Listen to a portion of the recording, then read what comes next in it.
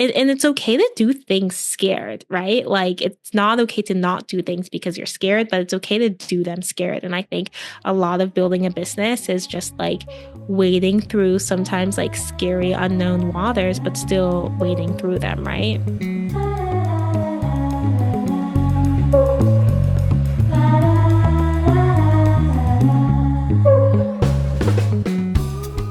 Hi, everyone. Welcome back to the Curious Experience. Today, I have Kyla Bolden with us. And to give a brief introduction, she is the founder and CEO of WizKid Learning. And it is a online website that offers courses, in coding and AI, and really gives kids, those skills that they need to get into the workforce early on, which I think is awesome.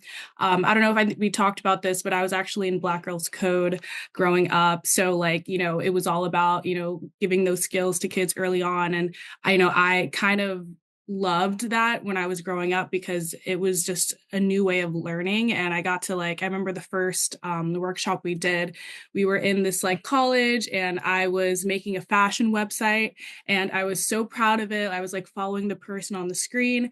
And then by the end of it, everything got deleted. And I literally started crying because I was so proud of my website.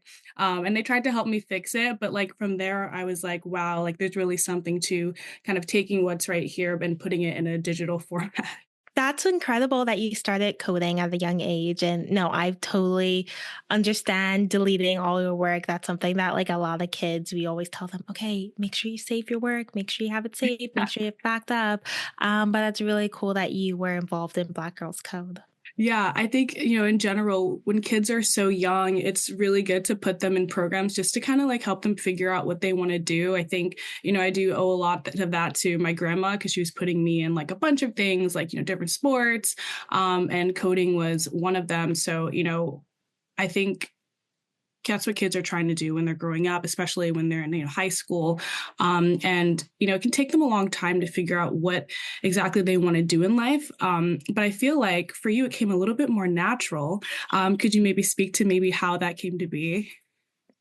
Yeah, I mean, I don't know if came more natural. I mean, I'll tell you this, when I graduated preschool, we had to say what we wanted to be when we grew up. And most kids were like princess, Superman, like firefighter, all cool things. I would love to be a princess, but that's something you're more born into. But I said I want to be a boss. So I always really wanted to be an entrepreneur from day one. Where an entrepreneur that was, I did not know, but I started my company actually this summer going into my senior year of university. And I actually had a consulting internship. I was going to go into consulting, then I was going to go get my MBA, JD. That was always the plan. And then I thought I would start a company, but later down the road. And what happened is my consulting internship got canceled. So I needed to figure out something to do that summer. It was too late to sign up or apply for any jobs, rather. I couldn't get a job anywhere. And so I was like, okay, I need to figure out something to do. And, I come from a family of entrepreneurs and we got brainstorming and we thought, okay, learning to code is something that is, you're seeing it a lot in the news. And I had also started an organization, or rather helped start an organization the year before at Tufts that helped get women and minorities jobs in corporate America. And what we saw is if you had any type of coding background, you were getting a job a lot quicker. We saw our peers graduating and getting 200K salaries, crazy salaries by going to tech companies. And a lot of us were clamoring for the same two consulting positions that they were going to give to students that went each school, rather. So I was like, okay, learning to code is something that's important. I learned how to code when I was young. I taught myself. And this would be something really cool to teach kids. So we did a summer camp.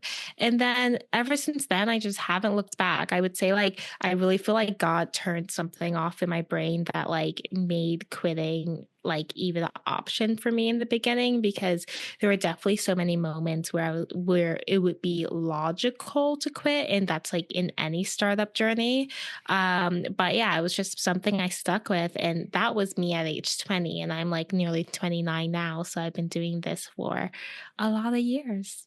Yeah, and you said in preschool, you said you wanted to be a boss, and I feel like it's such a particular word to use. One, Mhm. because you're in preschool, it's very easy to say, but boss Yeah. has so much behind it. And being in a family of entrepreneurs, do you think that kind of impacted your answer? Absolutely, because I saw my parents, and like they had like a financial firm, and I saw them being bosses, and it was just like something that I knew I wanted to do. Especially my mom. I think having a representation of like a woman in business, she was CFO, so like a woman in finance, be so impactful and successful, and then also just be like an incredible mom. Really, never gave me any like fear of going for what I wanted in business. So I think definitely my parents, not I think, I know definitely my parents had a massive uh, influence on me. Yeah, and even you saying that they would brainstorm with you, I think Mhm. that's so important and incredibly powerful, especially when you're so young, because, it kind of speaks to the inner curiosity that I think most children have. But you kind of don't know what to do with those thoughts. So having like that parental guidance to nurture those thoughts and to stretch those thoughts and to, start the foundation of trying to push your mind to think in different ways, I think is so important. So I think it's so awesome that your parents were already kind of like trying to get your mind to think more critically or more analytically from an early age. Thank you. Thank you. Yeah, they're a massive help. And I think like in the startup space, especially as a Black woman, there's a lot of things that like are up against you. But I would say like one area that like I have immense privilege is having family that believes in me, which I know a lot of entrepreneurs don't actually have that. And that makes the whole entrepreneurship journey even harder. So coming from a family of entrepreneurs, it's a lot easier to go through this journey because they understand what it means to build a business and like the logical side of it, but also the illogical side that has to be there in order to build a successful business. Yeah, and when you were kind of going through your journey in high school and then college and then, kind of falling into this path, did you have any other ventures that you first started out with? Yeah, I would say like from a very young age, I always try to create businesses. Like, so for instance, when you would come over my house as a kid, I had a like room in my basement and that was like my office. And I'll be like, okay, we're going to play business. Like, that was just like the thing that I wanted to do. So like throughout my teenage years, there were always like businesses that I was trying to come up with. Like, there was an app that I was trying to build that was like a personal styling app. There was another time that I wanted to have my own clothing line. So like I was looking at vendors overseas. Like there were so many things that I did. None of them really got off the ground. I have like done like other ventures per se. Like I was in the crypto space for a bit as well too. But this was like my first like real business that I worked on like every day for like forever now, it seems like. So this was really like my first shot at it and the one that's been like stuck. Yeah, and when you were kind of having those different ideas, I think there's a moment where you kind of were like, "Oh, I have an idea," and you just Mhm. kind of want to go all in. And then having to then eventually put it down. Like, what did you kind of tell yourself in those moments, to kind of continue to push yourself when some of the ideas you were coming up with weren't really getting off the ground? I think I had the privilege of still being in school. So when I was like working on something and then it didn't work out, like I would just go back to school and then sort of forget about it, honestly. But I would say it within my business, there's been a lot of things I've been really excited about and been like, this is going to be awesome. And then it hasn't panned out. Like when like this was like maybe like 5 years ago, we thought, okay, maybe it might be good to teach seniors how to use the computer. And we were going to call it silver tech. And like we had this like whole thing. And then when we got to do like a lot of market research, we realized, okay, like seniors don't have a lot of like expendable income. So even paying for like a class that was like $40 per lesson, like that is something hard for them to do because they have a fixed income. So it might not be the best clientele. So then we were like, okay, we won't do that. And there's been like tons of different things within my company's journey that I've been like, okay, let's do this. And then we work on it. And then it's like, okay, like it's either doesn't have customer fit or it's not what the customer needs or the customer can't afford it, etc. And honestly, you just have to try again. I would say a lot of successful businesses are only successful because they just kept on trying and kept on pivoting. And I think we put a lot of pressure on ourselves to like have this idea and then it immediately be the right idea to keep on moving forward. And in reality, it's not like that. I always say like companies like Amazon, Uber, etc., like they didn't become profitable until like years, some even like a decade from inception. So you, or not you personally, but like anyone who's starting a business that's not immediately venture backed, like don't be so hard on yourself that you might have to pivot 3 months in because you're not making money, because a lot of businesses are not just funded from the beginning. And I would say like if you're not funded from the beginning, it actually makes you learn quicker, because when you have funding, you could do something that doesn't work for years and not know it's not working. But when you don't have funding, you're like, okay, this is not working. Let me, try something else because I got to make money. And you said that you started your company the senior year of college. The summer before my senior year of college. So yeah. And what was going on in that summer that kind of sparked, this idea? Well, it was just because I had that internship and it got canceled. So I like needed to do something, and like STEM was a lot in the news. A lot of people were talking about how kids should learn how to code. And it was just like it just everything just fell into place. And I remember my mom coming home one day and she was like, "Look, like the church we went to a church called Rayma at the time, and they were like, the church said they'll give you their space for free if you want to run a camp there." And I was like, yeah. And then the next week we had made flyers, and the camp was like $75 for a whole week, which is like really, really low, but we were just testing things out. Then like I had customers, people bought. So then I was like, I have to go do it. And then the kids loved it. And then the kids were like, oh, I want it at my school. So that was really, it was just like the perfect storm. I wouldn't say like education is something that I plan to go in. I've always been really passionate about education, and I have had like a lot of different types of education, from being in like the British school system because I grew up in Bermuda, to going to boarding school, to university, through now living in Canada and like experience what the Canadian school system is like. But like it wasn't anything. It just like everything fell into place. I don't know. I can't really say like this one thing happened that made it all come together. Yeah. So after you hosted that workshop at the church, did you kind of just go home and think, to yourself, like maybe I should do more digging here, and from there, were you kind of doing more of that market research you were talking about when you first were kind of getting into the space? Yeah, I just like from there, I just was like, oh, this is going to be the biggest thing ever. Like when you're like young, you don't, you, it's interesting. Like you don't know a lot about the world. So when you do get excited about things, you kind of just go all in. And that's exactly what happened. I just was like, okay, this is great. And people wanted at their schools, and somebody knew somebody who worked at the Boys and Girls Club, and they said they wanted to do coding programs. So I was like, okay, well, we're going to run coding programs at the Boys and Girls Club in the fall. And then we were like, okay, we'll reach out to more Boys and Girls Clubs. Okay, we'll reach out to more schools. We're like, it just kept on going, you know? Yeah.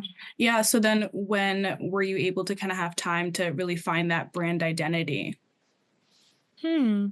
I would say, like, to be very honest, like, brand identity didn't come into play completely into like a year or two later. Like when I graduated university and I started to think like, okay, what does WizKid Learning stand for? I learned a lot about like impact focused companies, and I was like, okay, like we stand for like democratizing STEM and making sure that everyone can make their tech impact on the world, like impact through technology. Very early on, I realized that most of the technology is built by white men in Silicon Valley, and like it's not built by people of color or like people who come from different backgrounds, all of these things. And if this world is driven with by technology, how are we supposed to make technology that works better for women? Like all of these things, right? And so I was like, okay, well, if more people could learn how to code, because there is a big correlation between those that get access to computers early and like those who are able to go into tech space. So I thought, if we're able to teach kids this at a young age, maybe this will like trickle down into creating more of an equitable tech environment. So that has been, and we've always been mission driven from the beginning. And like that has really kind of always been what the brand has been focused on. But I think brand identity could be taken in so many different ways, like how we position our brand. But like that's really like the core focus for us. Yeah, I think it's interesting that you said that you kind of focused on that more a year in. I think sometimes people can maybe get fixated on that in the beginning and then have that be, inhibiting different progress they could already be making. Absolutely. And I think it's so easy to do that nowadays because everything is a brand. Like, honestly, you asked that question, and like 9 years ago, brand identity wasn't something like the average business owner was thinking about, right? Because yeah, you had like an Instagram, you had a Facebook page, but like it wasn't as online heavy as things are now, right? And even us then, like we did classes only in person then. Now we do no classes in person. Everything is online. So, it does change. I also know like when it came to brand identity, in the beginning, I was really inspired by the like Disney World versus Six Flags like paradox, which is the idea of, okay, have you been to Six Flags before? Yeah, definitely a bunch of time. Okay. Yeah. Okay. I love Six Flags. I went there when I was in high school in New Jersey. It's a fun place, but I would say Six Flags is more the fun you have at Six Flags is more dependent on who you go with. So like you want to go with a good amount of good people and like you're gonna have the best time, especially like, if you're a teenager and stuff.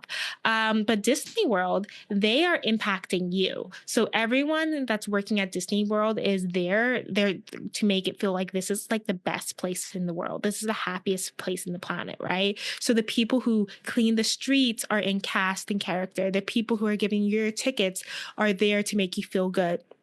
Six Flags, not like that at all.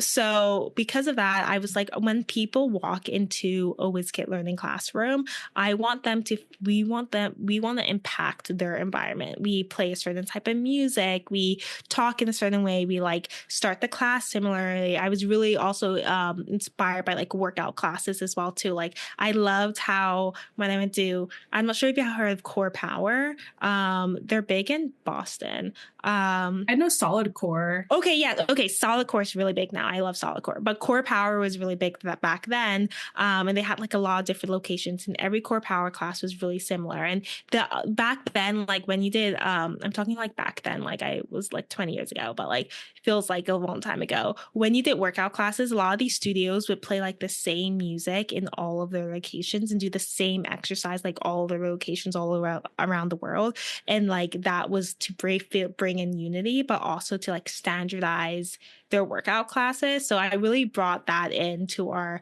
I guess, brand identity, but I didn't know it was brand identity at that time. Now, brand identity is the biggest thing. And so I even have my own podcast, and I feel like sometimes I get caught up on like the branding of it when it's like, no, just like put out the post, put up the episode, like get things done. Cause no one's going to care about your brand if you don't do anything?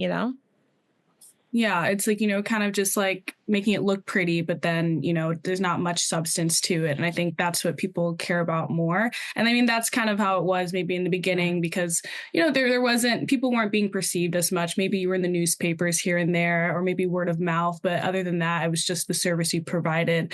And like you said, it's more of a recent thing because of the internet and how, Yeah. quickly we're able to kind of see things and like how we judge a little bit more quickly by a book. I mean, like, they say like Yeah. book by its cover, but all we're seeing is a bunch of covers. So it's like that you kind of make that quick decision first if you're interested in the product, at least from a social media standpoint, which is a way that a lot of people find these companies for sure. Absolutely. And I think it's something important to bring up. Like, I don't want business owners or aspiring entrepreneurs to let branding like slow their process down, but like a polished website or a like really sleek Instagram is literally could make all the difference. The difference of me going to your Instagram and being like, oh, like this is like a really like professional business, or what is this? And the cool thing is that you don't have to have money to do it, right? Like really like thinking like pre-Canva days, like pre-Canva being, easily able to use, it would cost a lot of money to make things look professional. Now it doesn't. So I would say, like, focus on your brand, make sure it looks professional, but don't like let it slow you down. Yeah, and I was really thinking about what you said when you were thinking about how you wanted to have the experience for people who are learning. I think it's a topic in general that I think definitely needs to be talked about more in the education system, because there's just a lot of different ways that people learn. And getting a lot of information can be hard, especially when kids, they have different things going on in their lives. And when they're at that place, you kind of really have to immerse them and kind of get them, like in a mindset where they're able to kind of take in more information, feel comfortable too. So you saying that you were putting a specific type of music or a certain type of tone, like what made you kind of think about learning in that way? For many reasons. Well, first, there's a study. I can't name it. I should, because I reference it all the time. But they basically found out that the way the teachers believing in you directly impacts the scores that you get. Like if you tell kids like, oh, you're smart, or the teachers feel like they have smart students and they get better grades, right? So I really wanted to build educational confidence inside the classroom because I felt that was really important. So I wanted the students to be able to excel. And I knew the number one piece in that is making sure our instructors were making them feel that way. I also know for me, when it came to my educational journey, I went to boarding school and I went to it was quite a rigorous school, and I went a year early. So I skipped the last grade of middle school. I also changed systems from the British system to the American system. So when I first went to school, it was quite hard for me. And little things like, changing the way I spelled from OUR to OR in words, to like differences in grammar, to even like the difference in me speaking, made class quite difficult in some cases. And I was coming from an English speaking country, but it was still quite hard for me. And I remember a teacher, I took like a writing class, and this teacher was like, wow, you're like a really good writer. And it was the first time me being at that school, I think it was like second semester, or maybe it was like first semester, second year, that like a teacher was really like, oh, like you're really smart. And then I literally got straight A's since then. Like I'm not joking. Crazy thing is the same thing happened to me in college. So I like was going to do international relations, and then I had a lot of trouble with language, like the Spanish aspect of it, because they make us take a language class. And then I had a little trouble in like a math class that I was in. And then I started not doing well in all my classes. This was like for like maybe 2 semesters. And then sophomore year, the first term, I was in an English class again, and the teacher was like, "You're so smart. Like, I really want to nominate you for a Fulbright scholarship." And then I was like, "Oh my gosh, I am smart." And then literally, I got straight A's, A pluses for the rest of my college career. And what that taught me is that kids really need to feel like they're believed in, and gives students so much anxiety to walk into a classroom and for them to feel like the teacher might not think they're smart. And that is true for a lot of women, a lot of students of color. Like that really truly is our experience, and how much of a toll that actually takes on us being able to perform. So I really wanted to eliminate that even being a problem coming into our classrooms. And so we really focused on, making sure that walking into a WizKid Learning class was like a happy, safe space. Yeah, absolutely. Growing up, you kind of want to be seen. Yeah. I was an only child growing up, so when I went to school, that was kind of my first interaction with a lot of other of my my peers, and with a lot of other adults as well. And that first experience with you have with the teacher, it really sets the tone for how you're gonna then feel in the class. The teacher sets the tone. If the teacher is a little bit more dull, or more like slow, you're kind of gonna take that in. Yeah. Like you're like just a sponge when you're a kid. You don't even realize that you're just kind of taking the energy that you're given. Like kids always remember that one teacher that always made them feel so good, and like they just felt like they were learning so much, and they just always wanted to be there. So I definitely resonate with that, experience of just really wanting to feel seen in the classroom. So with WizKid Learning, in incorporating these thoughts, was it kind of in maybe certain things that you're saying or telling the teachers to pay attention to certain things? And how does that kind of translate in the online format? Yeah, well, we have like a really like detailed teaching pedagogy that we follow. And so some of the things that we focus on is like educational confidence, educational tenacity, the ability to try again, and like knowing that you're not going to get the right answer the first time, as well as like diversity in answers, knowing that there's more than one right answer. And as long as you can argue it right, it's good. Knowing that like when it comes to answers, there's also like efficiencies in answers as well too. Like, okay, there might be a million ways to get from point A to point B, but what's the most efficient route? Things like that. We have like a lot of ways that in which we give feedback and progress updates in order to encourage the students. We also have now like a lot of self-paced learning options that really adapt to multiple different students' learning styles. So they'll take a course and they'll have like an AI tutor alongside of them that could personalize the course based on their the best learning style, but also based on their interests. So a student could be taking a design course, but like one student's projects might focus more on like fashion and beauty, and another student's projects might focus on like soccer, and like the way the platform teaches them might be using like one might be using like social media analogies, and the others might be using like sports analogies or like fantasy analogies. So we've done a lot of cool things to make sure that we're able to adapt to the way every learner learns. Yeah, that personalized experience, like that's really important, especially for young Hmm. kids. I kind of wanted to jump back into your journey. So you said the summer before your senior year of college, you kind of host this, and then the ball kind of keeps rolling. You're seeing other potential opportunities. Um, did you kind of have to put any, upfront cost for this type of venture, or was it more when you were a year and a half in and you were thinking about that brand identity? No, I didn't. I mean, I think we spent like $75 for the first camp. And like that went into buying like pens, poster boards, things like that. Everyone brought their own laptop, like, you had the space for free. And then we just like kept on investing back into the company. So really no upfront cost. However, I would say like, we often don't factor in like the cost of not having like a full-time salary when you're starting a business. So even though like there was no upfront cost, it was like you're still like massively sacrificing money being able to be made.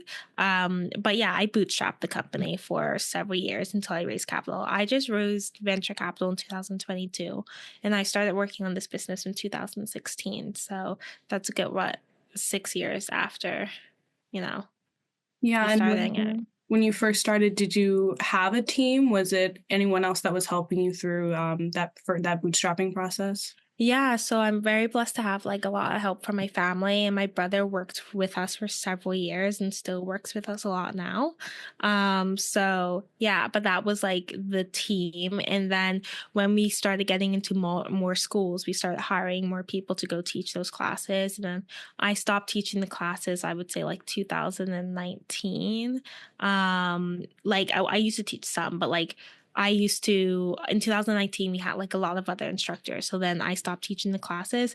And then 2020 came, and then I had to start teaching the classes again for a second. But things got so busy that we were like, okay, we could hire more instructors. And then we hired instructors, and then we had additional team members. We're still a pretty small team. And I want to keep it that way. Right now with AI, like I don't think I need to make any big hires anytime soon, because the company is growing. But there's just like so many positions that I would have hired for, or did hire for like 2 years ago, that like I would be like, I could do everything that this person would have done in a week, in one day. So why would I like hire a full-time person to do that?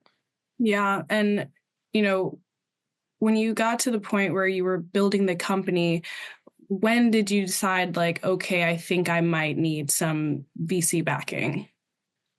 I think So 2020, because the company was growing and I wanted to make sure we could have our own online learning platform. So we were stringing a lot of other tools together. Like we were using like a workout app to help so that people could book classes, and we were using a Zapier integration to send them like a Zoom link and all that type of stuff. And I was like, and like none of the educational like white label platforms out there would have worked for us. Like we were teaching kids in over 30 different countries. We needed different currencies like GDRP compliance, all these types of things. So I was like, I want to build my own platform. And then I was like, okay, well, in order to build tech, it's best to be venture backed. Then I went on the venture raising journey, and like I raised my first round in 2022, my first only VC round so far, and we raised a little bit over 1 million. And yeah, that was kind of like the thought process here, just to grow more and be competitive. I think the education market got really, really competitive during the pandemic because everyone was like, everyone's just at home. What can we do at home? We could learn at home. Okay, let's start an education company. And you definitely saw a boom in that. And then a lot of those education companies don't really exist anymore because, like, the market corrected itself. But I was like, I need to be able to stay competitive as well, too. So raising venture was needed. Yeah, was there ever a point where you were kind of feeling overwhelmed, especially when you're going to be going into this VC world and you're seeing the landscape a little bit differently because you're one of those competitors that are looking for investments? I mean, yeah, I think like having a business, you're in like the constant state of like feeling like, oh, I could do anything. And oh, I'm so overwhelmed. So, yes, definitely raising capital was an overwhelming experience. I think I was so in it that it wasn't until like I finished closing my round until I could be like, oh, that was like really tough for many reasons. But yeah, I definitely felt overwhelmed. Like you were walking to meet, I got used to it. So I'm still used to speaking to investors, but it could be nerve wracking. Now I'm a little bit more chill about it because I'm like, if you don't want to invest in my business, like it's fine. And I'm less like being like, okay, I have to convince them, because at the end of the day, a lot of times they've kind of made up their mind, even before if they're interested in you. So there's not a ton you could do in a meeting, but like be yourself. And I know for a lot of people who are creating startups, they'll usually go in incubator programs or, they'll apply to, some venture capitalists will have like, a link to submit. How are you kind of reaching out to those VCs? So I like cold emailed everyone. And that's really how I raised my round. Like I cold emailed a ton of investors. I pitched over 100 investors. I think 3 of them invested. So yeah, and I did do some accelerated programs, but that wasn't like the bulk of my round. Like 90% of it was raised just through like reaching out to VCs. And I feel like there's a lot of terminology that you kind of have to learn when you're in that space. Did you kind of have any mentors, or were you doing your own research to kind of make sure you're prepared for these meetings? I didn't have any mentors. I've had a lot of people that have given me advice. I always sometimes worry a little bit about mentorship because I think women, especially women of color, are a bit over mentored.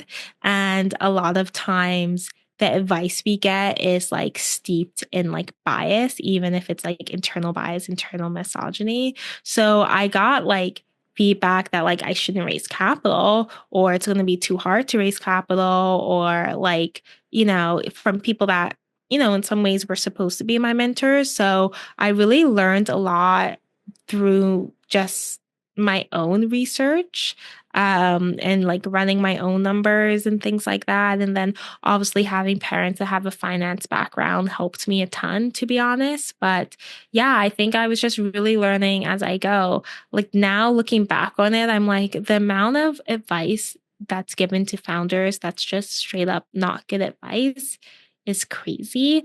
But you live and you learn. I think it's interesting that you say that maybe some people are over mentored. And, I think Mhm. maybe some people, I think for me too, just because I've never really had like true mentorship. You kind of have to define what mentorship means for you, because that can look different for a lot of people, and like, taking, what someone's saying as like gold rather than just kind of like thinking about it and, kind of having to do more research about what they're saying. Yeah, I mean, you said that like so eloquently because that's what I mean by like that's a smart way to have mentorship, right? I know this because especially women and women of color, because there's so many few of us in these spaces, you find somebody and you're like, okay, like they're gonna be my mentor, and you take everything that they say as gospel. And if that person is also somebody who that shares the same demographics as you are also um taking like the struggles that they have gone through, and like that's clouding their ability to give you advice. And sometimes that is helpful, and then other times it's not helpful, right? And then if you're getting mentored by somebody that like has a completely different lived experience than you, like a white guy born in 1960, who's been very successful, like that is a completely different experience, right? So it's hard for them to give you advice from like in all different areas of running your business that will apply to you, like even like how to conduct yourself in a meeting. Because of who I am and the way I look, the tips that you give me might not help me, right? So and then in saying that, like I've had like a lot of literally like phenomenal people that are much older than me, or even come from sometimes different backgrounds than me, give me really, really great advice. But I've always been about like, let me take that advice and let me see if it works for me. And so that's why like the idea of like mentor, I think a lot of people are like, okay, this is like my business mentor, and everything that they tell me is gospel when it comes to running my business. And I'm like, no, like you should have like trusted people, right? And they give you advice and you come back and you're like, oops, sorry. You're like, how does this feel in my gut? Let me do my research. Let me try it even. But like, it isn't like you should do this. And like, you can't have like an unhealthy relationship with your mentor too, because I've just seen that happen a lot and see people like feel really let down by people. And it's because they've put like too much expectation on this one person to be able to steer your path in every single area of life. Yeah, it's kind of just like taking advice from anyone, Yeah. you kind of just have to like take it with a grain of salt, and it might be exactly what you need, or it might just lead you to something that leads you to somewhere else.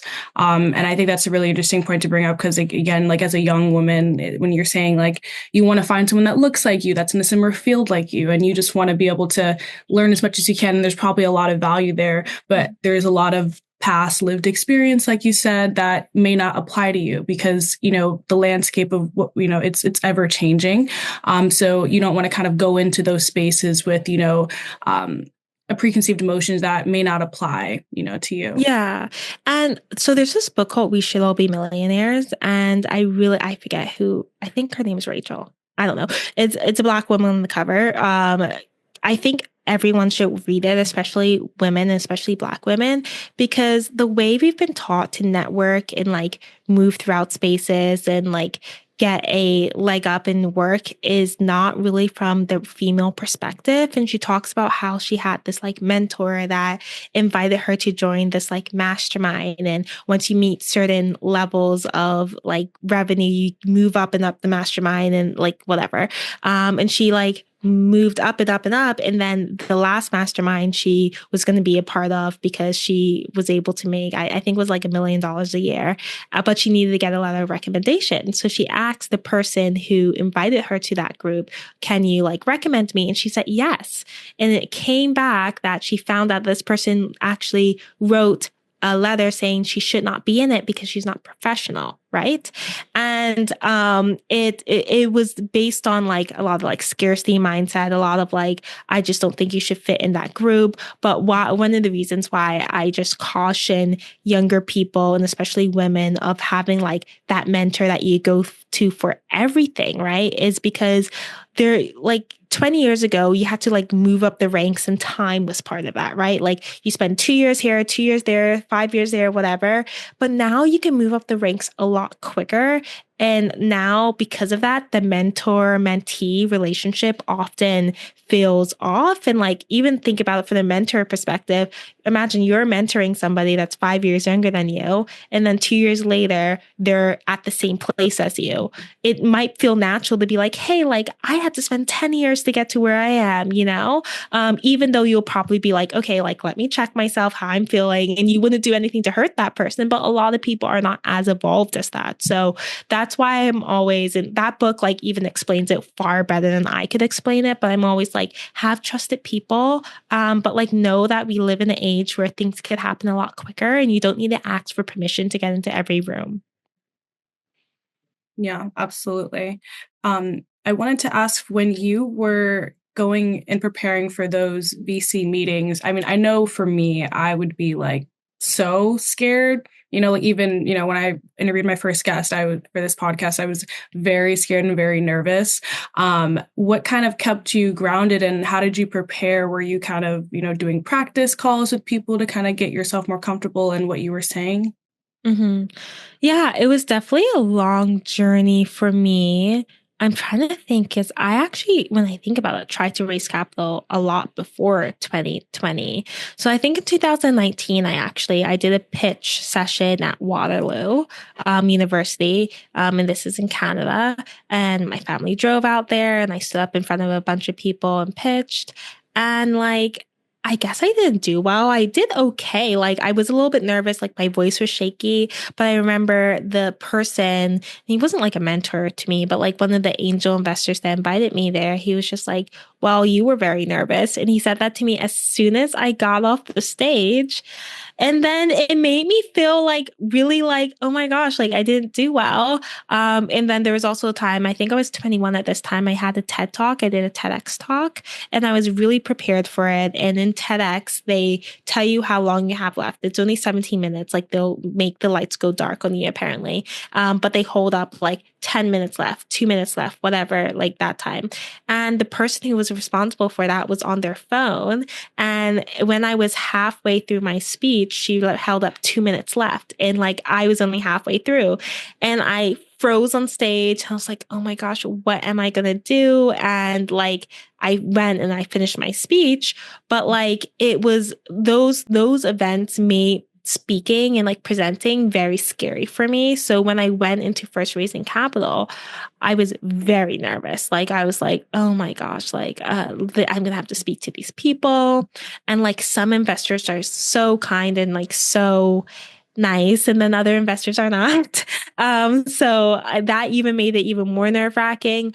But about like I would say like a month or two in, I was like, I'm gonna have to do this for a long time because I decided I'm building a business that's going to be venture backed. Now there's no turning back, and pitching is part of my job. I don't want to hate something that I have to do every day, sometimes multiple times a day for like a month straight. Like I don't want to hate my life. So I was just like, I'm just going to have to like this. And it was as simple as that. And then I just ended up in not bothering me. I just had to kind of make that mindset switch that this wasn't going to be something that like gave me crippling anxiety. Yeah, yeah. It's really interesting when you decide that you want to do something and you kind of realize what it takes to actually do that. And for a lot of people, that makes you question if that's something you actually want to do, or is it something that you're going to rise to the occasion to and do. And, I think I realized that in anything I do, there's going to be moments where I have to be courageous. I watched the movie Mufasa recently, like the Lion King, like prequel. And there was a moment where I think one of the characters, he couldn't stand up he couldn't be courageous in a moment. And his mom kind of said to him later on, like, your moment of courage will come, and she didn't put him down for it. But it kind of stuck with me because the way that she said it was like, you only need to be courageous in that moment. Mhm. And life will show you that moment. And if you're ready, you'll do it. And if you're not, you won't. But the moment's going to come and you have to make a choice if you're going to be courageous. So that's kind of how I'm looking at, the paths that I choose. Like you're going to just have to you're just going to have to do it. And then understand that this is what it takes to be the person you want to become. You kind of have to make those, courageous decisions and face your fear because, you owe it to yourself to be rise above your insecurities, because you owe it to the world, because you're showing what's possible, because you are able to kind of like, put those to the side. But it's so natural and real to feel scared. But, the alternative is just like not doing it. And then it's like you don't feel it, but you didn't do what you wanted to do. Yeah, I completely agree. I think any decision made from a space of fear should be questioned. So if it's like, okay, I don't want to raise capital because I don't like pitching and investors scare me, then that's not a good decision. Like it might be like, I don't want to raise venture capital because I don't want to answer to investors. I prefer to have autonomy on my business, etc. That's a fine decision. But if it's because like, oh, like I'm scared I'll I'm scared I won't be able to do it. I'm scared to talk to investors, then like that's like not a good decision. And it's okay to do things scared, right? Like it's not okay to not do things because you're scared, but it's okay to do them scared. And I think a lot of building a business is just like wading through sometimes like scary unknown waters, but still wading through them, right? Yeah, and you were talking about how, sometimes you had bad experiences when you're in these meetings.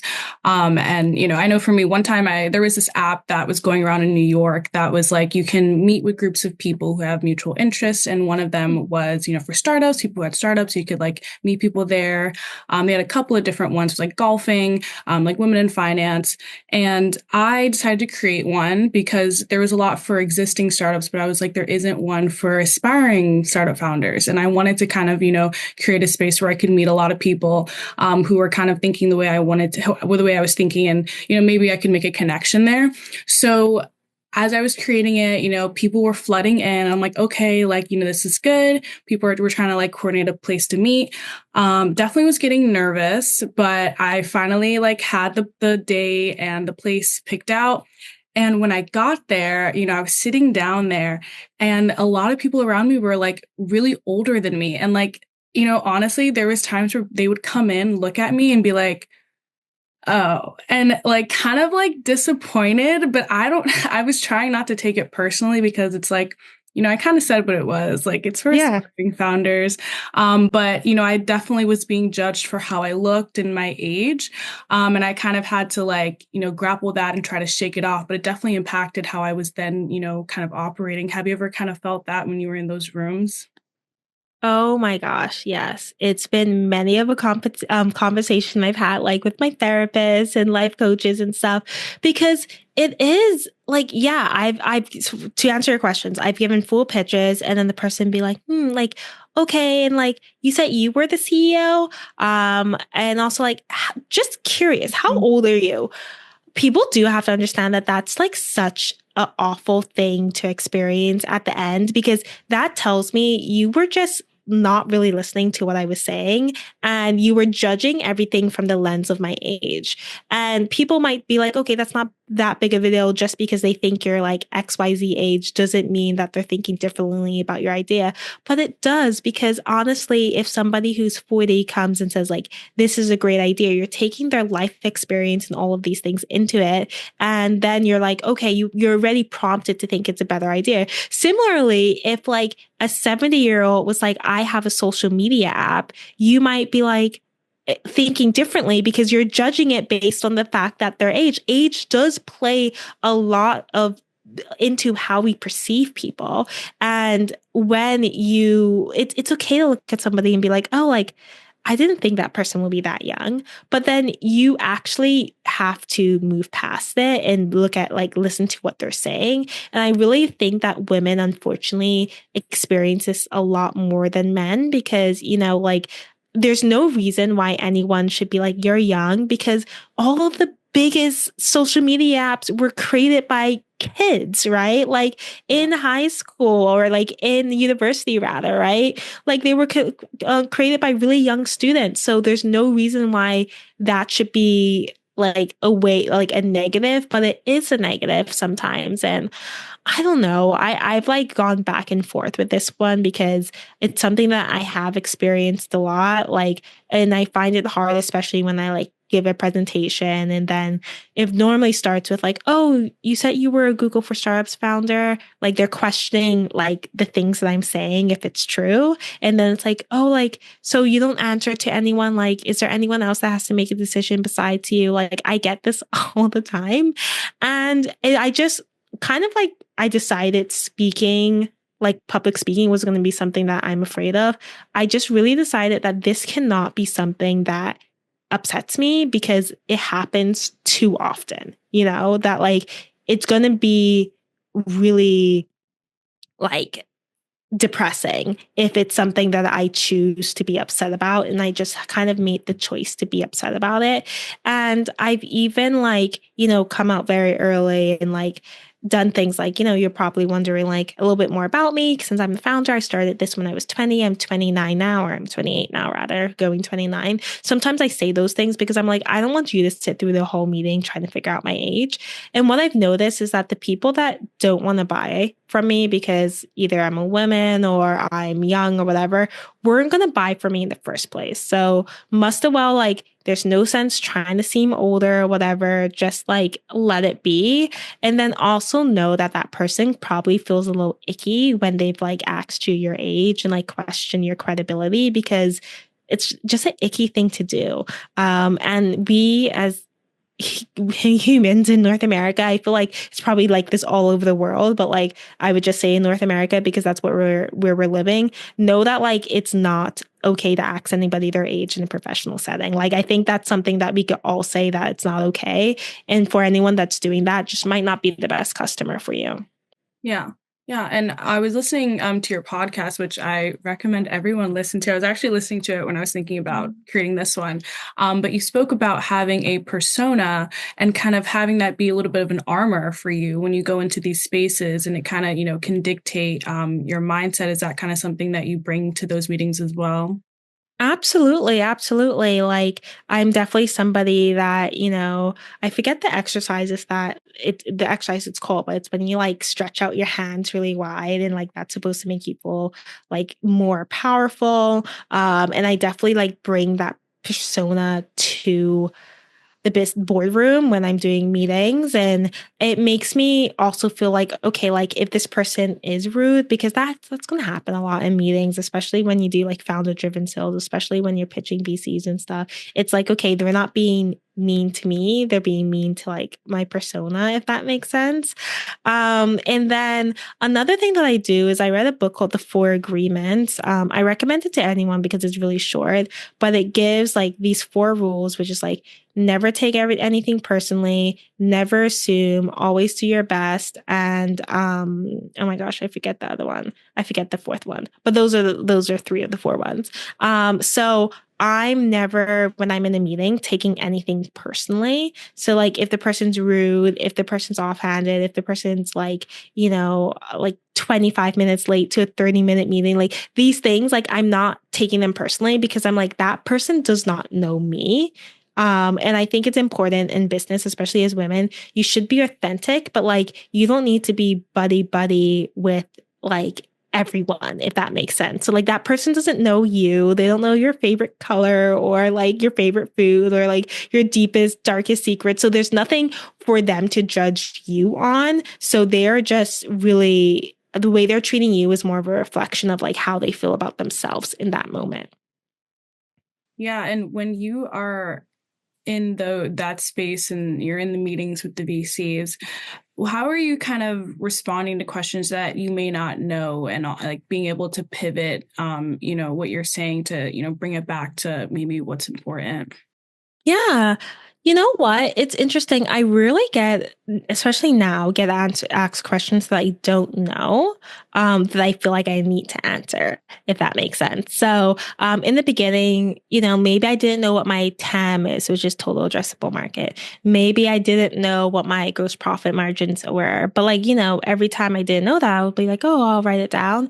And then I'll be like, you know what? I don't have the exact number, but let me get back to you on that. And then I'll make a note. Okay, for all my next meetings, I need to know this number. So that's how I manage things. But like now, somebody asks me a question. I'm trying to think of a question that I get asked that like now that like I don't know. There are no questions. I hate to say it, but there are no questions that I get asked that I don't know. There might be questions that like I might not want to answer, or maybe it might be questions like, "How many students do you have in Florida?" I don't know. Like, I don't know, but I would be like, I don't know the exact number of the students in Florida, but I know that we have students from mostly these states and like a big percentage of them are from here. So I offer like related information based on what I do know, but rarely am I asked a question that I don't know. And then maybe it's like based on like my market. I'm sure if you were going into something like biotech or something, there might be like more questions that are more unknown. But yeah, I just pivoted into something I do now. Yeah, and for people who are, at that stage in their startup where they are looking for investments, like what's kind of important to have in those, in a pitch deck, is that's typically what, you're presenting to investors, like what's kind of important to be on those slides. Yeah. So, like, problem and solution, like, what's the problem your startup is solving, and how are you guys the solution? Definitely like product offering, like go to market, not, yeah, go to market strategy, like your business, I what's it called? Like business, not business plan, but like how you make money, basically, your how you make money slide. And then always have an ask at the end. So, what are you asking for? And then have a team slide, like who's your team? Even if the team's just you, put yourself and like all your accomplishments and stuff. And like try to make it not like as like it shouldn't be basic, but you don't want a ton of stuff on it, right? Just focus on like the core high level things. So that is, the key things. And then when you eventually get to actually taking in money or actually like get an offer from an investor, you're going to have a data room that's going to have like just so much information about your business, like your incorporation documents, your financial statements, your like contracts that you have, like just a bunch of information. So you should start gathering that. I would look up like what's in the data room. Just like look on like Sequoia is like a venture capital firm, and that does a lot of like posts about what founders should know, or like Y Combinator. But yeah, that's all the information. You're gonna have to have like different pitches. So I had like a 1 minute pitch, a 2 minute pitch, a 4 minute pitch, a 10 minute pitch, all of that type of stuff. And know that like an investor call, typically what happens on a good investor call, what will happen is like the person will come in, they'll introduce themselves, they'll start off by telling you about a lot about their firm, right? And like the types of companies they invest in. And then like they'll ask to know a little bit more about you. You'll tell them a little bit more. And then typically what I would do is be like, I have a deck here that I could walk you through. Would you like me to do that? Or if not, I would be happy to just like tell you about it from, just me speaking, and you can ask me questions there. Sometimes they're like, okay, no, let's just talk. We could get to the deck later. Other times they're like, actually, let's go into the deck. And then you give your presentation. And then they have questions after that, right? So that's typically how it goes in the best case scenario. Commonly, that doesn't always happen, right? Sometimes you get into the call because these investors are taking so many meetings, right? And you're just a number to them sometimes. So you get into the call, the investor's like, okay, let's get into it. And then so you don't know anything about them, and you have to go ahead and be like, okay, like let me present, let me learn a little bit more. I always not learn a little bit more. Let me tell you about our company rather. I always recommend try to like have a bit of conversation and learn about the company a bit more before you get in, so that you could just like pinpoint things on your deck that they'll be most interested in based on what you said. And that's also why it's really important to do research beforehand, like the types of companies that they invest in, so that you know how to craft your pitch to something that they will like. Because oftentimes they might not really want to chat before the call. They should like introduce themselves and tell them about their firm and stuff like that. But like all of them don't really do that. Yeah, it's really interesting that you kind of are talking about the different ways that these investors approach you. I mean, it kind of reminds me of like an interview, like for Hmm. a job. And, there's some interviews where you go in and, they're really focused on, you initially, and they just want to kind of grill you. And then there's different interviews where they're kind of really trying to they want to tell you more about themselves. But piece of advice that I got when I was going into those interview rooms is that you're also interviewing them. Yes. Because, you're going to be at that place or you're going to have a relationship with them. So you want to kind of get an idea of who you're going to be working with. So asking them questions, kind of makes you feel more comfortable, makes you feel more confident when it's then your turn to talk. Absolutely. That was really great advice. Whoever gave you that. And I would say when it's like you're investing or you're pitching investors, I think everyone should remember like this is your company. You're giving them the opportunity to buy into a company that's going to do amazing things one day. Like it's a pretty sweet deal. Like they get to invest somebody else's money. Remember the VC that you're talking to 9 out of 10 times, that's not their money that they're putting into your company. That's like, an endowment fund of a university or like a pension fund, like that's somebody else's money. They get to invest in your company and they get the upside when your company sells or goes public or whatever, like that's a really sweet deal. So they need to be somebody that you really do want to work with, right? And you're going to be, I don't really stuck with them, but like tied to them for a long time. So you're really in the driver's seat here. And I would be like, and I've turned down investment offers before, not really because it wasn't the right, what's it called? Like personality fit, mostly just from like a logistics reason more so. But like there's been investors that I've spoken to that I'm like, this is not a personality fit. So I don't want to work with somebody in which like my personality isn't compatible with yours. It doesn't even have to be like you're a mean, awful person. It's just like we are not compatible. Same with dating, like some people are just not compatible. And I think you should look at it as like, okay, I'm looking to find a compatible investor, like what you're looking for in an investor. And if they don't fit that, then you could weigh how much you need the money versus like making that sacrifice. Yeah, and I think it's interesting you were talking about how it's like a relationship with someone, when you're trying to see if it's a good fit. And in any relationship, it needs to be healthy. It can't be toxic. So in an ideal situation, what does it look like what does a relationship look like with an investor once you then have secured capital? Oh, that's a really hard question because it changes depending on the time and everything. I would just say you want investors that, you feel comfortable speaking with, that are kind to you, that, understand your business well and want to offer help. So like those are like a lot of the things that like I've looked for in like investors and picked my investors based up on. But yeah, I think like there are some investors that give a lot of help, and then there's some investors that don't give any help at all. And I would say neither one is better than the other. It's just dependent on what you want.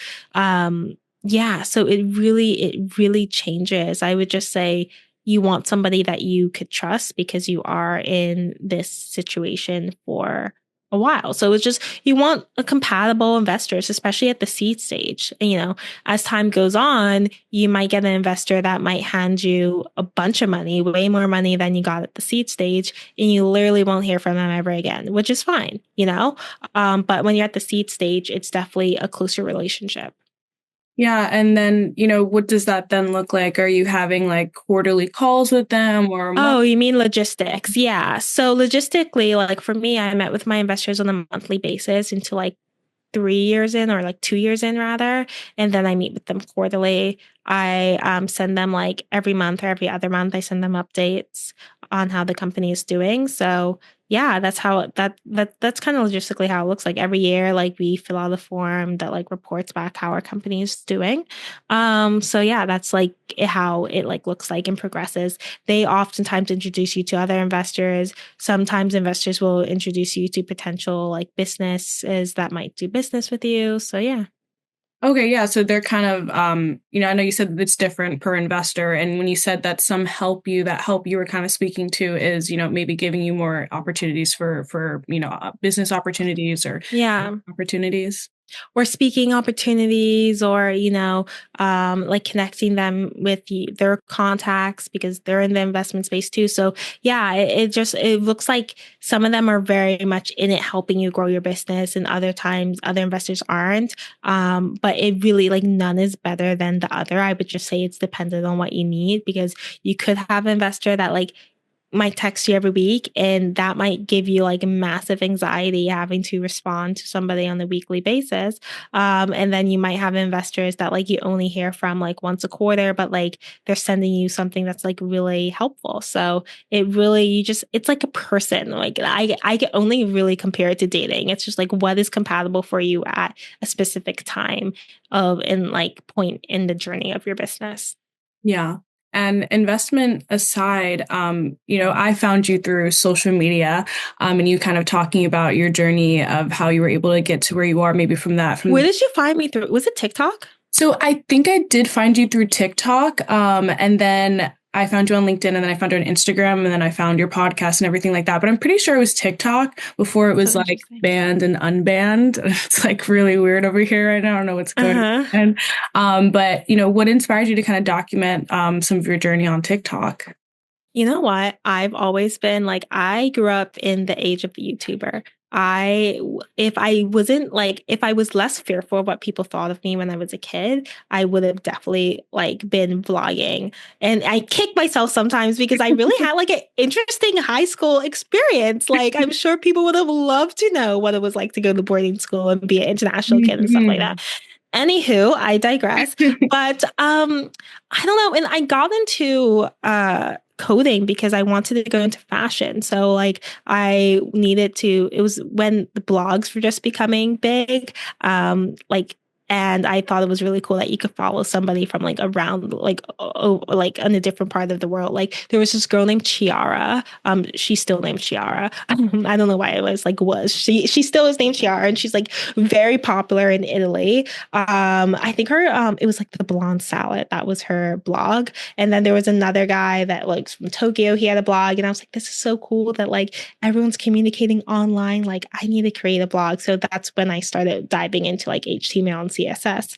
Um, but because of that, like I think like fashion and social media tie very much into each other. So like I was always very interested in social media. And I feel like there's not like a lot of Black women building startups talking about it online. There just isn't. And it was just confusing, because I know there are women doing this. And I've been happy with how my startup's grown, and we're going to grow so much more. But like there's so many more very, very successful women. And I feel like there's just like a lot of people that like look like me. So I just wanted to kind of like talk about their perspective of growing a company and like the ups and downs of it, and like just give like really good advice, because I think also having the background of like having parents that are entrepreneurs that have businesses, in which like I also help them out with, and like growing up in Bermuda, like I come from a family of entrepreneurs, right? So I really understand like what makes a business work, what doesn't make a business work, like the journey of a business, understanding that like these SaaS metrics that are like put on all startups isn't like good, because some like when they say SaaS, like software as a service, like when you have a software and you're just selling it on a monthly basis, that's a very different company than, a company that has more like service-based things, or that's in education, or that might be in AI. And a lot of the way we talk about what makes a successful startup is based on SaaS metrics, and they're not based on the metrics of 99% of the other companies out there. So I just wanted to really be able to give back and give advice, and I have like creative outlet as well too. Um, so that's why I wanted to, and I want to do it so much better. I always like, I talk about this on my podcast. So I'm like, what would you guys want to see? Like, I would totally do like day in the lives if you want me to. I would totally do like more like FAQs if you want me to, but it's just whatever way I could be of help. And then also whatever way I could like more establish myself as a thought leader. That's like a big goal of mine. Yeah.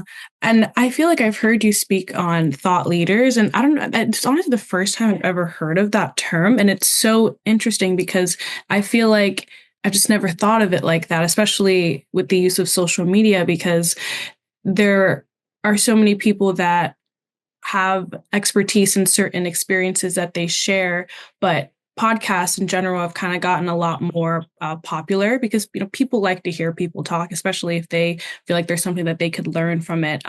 And there's so many interesting little pockets of knowledge that you're sharing, and being a thought leader in that space. It kind of really gives you, except for some people, you really can steer the direction of some of the innovation that happens in that space, because you're kind of like speaking on things that come to you as you experience those experiences. Yeah, exactly. And I think that's one of the reasons why I love TikTok so much, because it's the first time you're actually getting to see people build businesses and like what it actually takes. And yeah, I definitely want to do it more. And also from the perspective of somebody that like I didn't have a social media following or corporate savings or anything when I started my business, right? And that might seem unusual, but like that's actually how it is to start.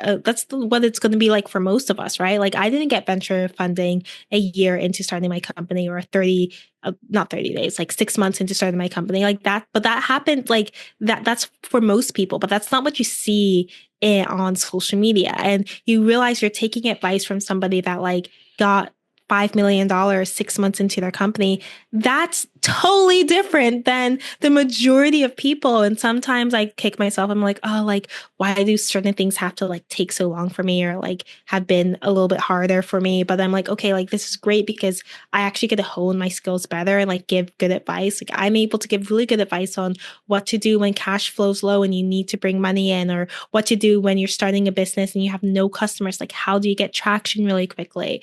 And that advice is very different from somebody who had a ton of money sitting in the bank and was able to pay like $40,000 on marketing, right? Like that's just very different. So I feel like it's just like advice that I wish I would have known as I when I was starting my company. So that's what I try to do. Yeah, there's so many like people on TikTok and all the social media platforms are just like how to make this much money in this short amount of time, Yeah. like how to scale your business and things like that. But in the practical sense, especially for ideas that are good but aren't explosive, they take time to gather. But that's what it takes, and it's not as like clickbaity to look at, but it's the reality and the advice and put the practical advice that most people need. But it can, sometimes as, the business itself, for people to really kind of see that type of knowledge is more valuable than like the quick clicks, of how to make a bunch of money. Absolutely, absolutely.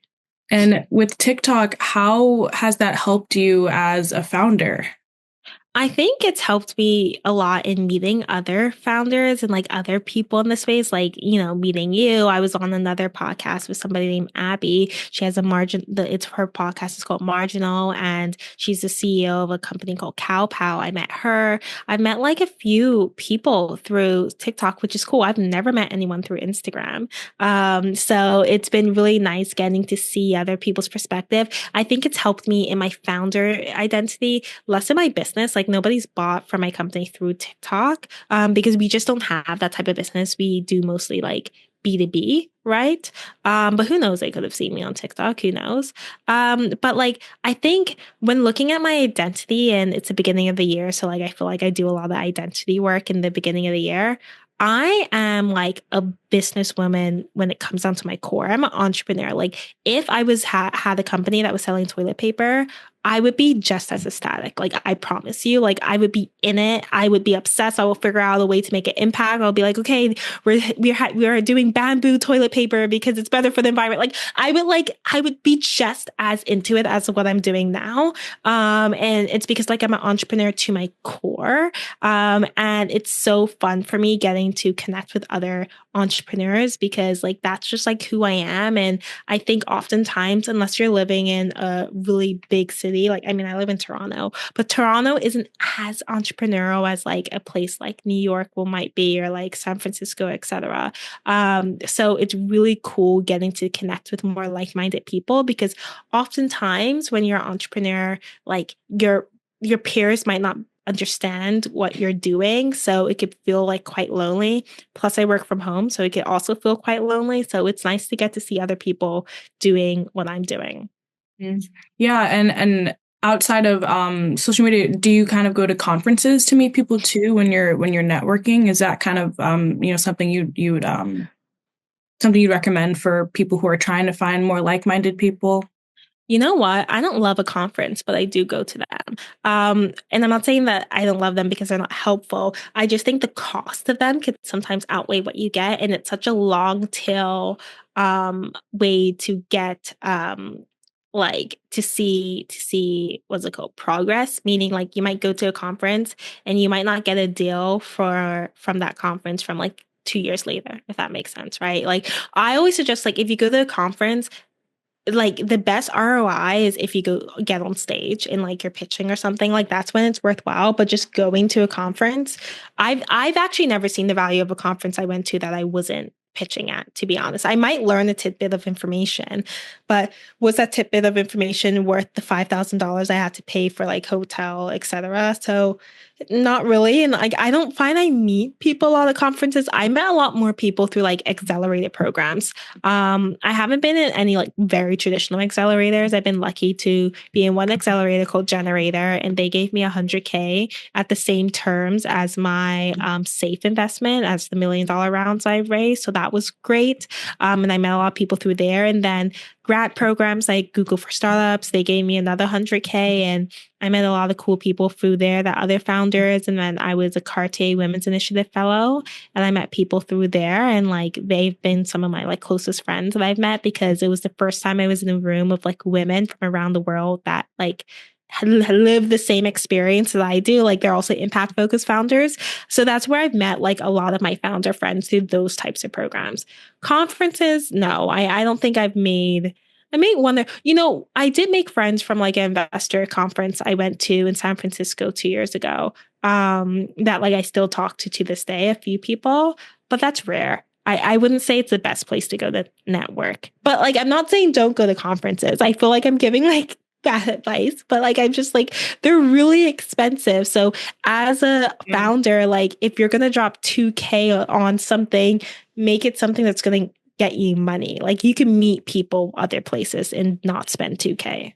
Yeah, no, that makes sense. Those conferences are expensive. Like I've been lucky to, get scholarships for things like that. But when I go on the Exactly. website, it's like $500 for a ticket. And Yeah. that's just like the student pass, and then you got to pay for the flight and hotel. Yeah, and see, that's what I mean about like real good advice, because you will get advice from people being like, go to every conference you can, and like realistically, like I'll see founders like like use their savings to get like a ticket to, and some of the really good concert conferences, a lot of them start at like 2K, like and I would be like, don't spend that money because you're gonna go there and you're gonna try to meet people and try to make it work so badly, and like you're gonna come out of it and you're like, oh my gosh, we spent all this money and I don't know if it was worth it. And a lot of times it's going to be worth it, but like you literally might reap the benefit 3 years from now, right? It's like, but it's more about just being visible. So I went to SoCap, which is a conference in San Francisco, and I went to that conference. It's a great conference, but also I had to pay for my flight, but my hotel was being paid by Cartier, and I was also speaking at that conference. So I was like, that is worth my time. I'm going to get on stage with a lot of people. They're going to see me in the light that I want to be seen in, and it's good, especially as a younger founder too. When you go to a conference and everyone looks older than you and you're trying to make those connections, sometimes like people just don't give you the time of day. And I would hate for somebody to be like, I just spent like the $4,000 all in with room, board, flights, and weather to this conference. Nobody really wanted to speak to me. And now, like, I don't know how, like, I don't have enough runway. Like, that's just not a good spend of money. Yeah, no, I definitely agree. I think when you have a startup, you really have to be scrappy and you have Hmm. to really figure out how to make the most of the resources that you have. And, for entrepreneurs and creators, that are they're trying to create something and they're kind of struggling with, maybe some self-doubt or setbacks. Like, what would you kind of say to them? Yeah, self doubt is hard because you do have to believe in yourself. And I've actually experienced quite a bit of self doubt throughout, the journey, like everyone does. But like you have to know that there's somebody out there doing what you want to do that has less experience, right? And like has less talent and all of that. And it's all about like you believing in yourself. And you should know things like when men go out for jobs, they see like the requirements and like, okay, I fit like 50% of it or 30% of it. Like, let me apply to this job. And women, and this has been proven, go out and will be like, well, I don't have the last two requirements. Okay, I'm not gonna apply for this at all. Like they'll see like one requirement and be like, I don't have that. I'm not gonna apply for that at all. And that holds us back a lot. A lot about of success is just like getting in the room and believing in yourself. And I've had experience where I've like not known what I'm doing like at all and have been able to like get the outcome I wanted to just because I went in there and believed in myself. Really like tangible situations where I remember like early on the school called us up and was like, hey, like we're having a problem with our robot. It was like such a weird, I don't know why they called us, but they were like, we're having a problem with our robot for a science class and we're hoping that like you could come in and fix it. And they were going to pay us, I think it was like just $200, right, to fix it. And I was like, okay. I like, I needed the money. And so like I hopped on the bus and went over to their school. And my thought was like, okay, well, if I can't fix it, like I just maybe won't take the money or I'll take half or whatever, or tell them it's broken. And like I don't have any experiences with robots or wires or anything. Like I have common sense and like I understand like how like electrical circuits work and stuff, but like I'm like, I didn't know what I was walking into. And I went there and I fixed the robot somehow, but I just really like just went in there with enough like, okay, like I could do this and got it done, right? And then there's been bigger things like, okay, like integrating AI into our platform, like running whole tech teams and stuff like that, there where I've like, I have no experience to do this, but like I'm gonna do it. I've been able to do it and I've become very, very good at it, right? So I think it's really just really believing in yourself and like having that like crazy confidence and even if you don't like have it, act it like it. Like confidence is activity. I always say happiness is activity. And if you do actions to make yourself feel those ways, your likelihood of success is going to be higher. Yeah, I try to like tell myself when like, I'm going into spaces where I may not know exactly what to do is like you'll figure it out. Like you may not Yeah. know right now, but trust that, you're a person who can figure things out. And, Yeah. like that's just who you are. You're just going to, you're just going to shine regardless. You're going to figure out a way to, everything is in your style. And on my entrepreneurial journey, I think I kind of get caught up in, not really knowing the straightforward path. When you are, in high school and you're in college, it's like your path is kind of really carved out for you. You do this class, you get this, degree, then you go to this class and you do it. But if, and then you go to a corporate job and then you climb that ladder. It's like it's all kind of laid out for you. But when you kind of decide like I want to do something different or I want to do something that, I'm not really seeing a lot of examples of, you kind of have to figure out how to do it your own way. And it's not going to be, as linear. It may, be to the side and then to the other side and up.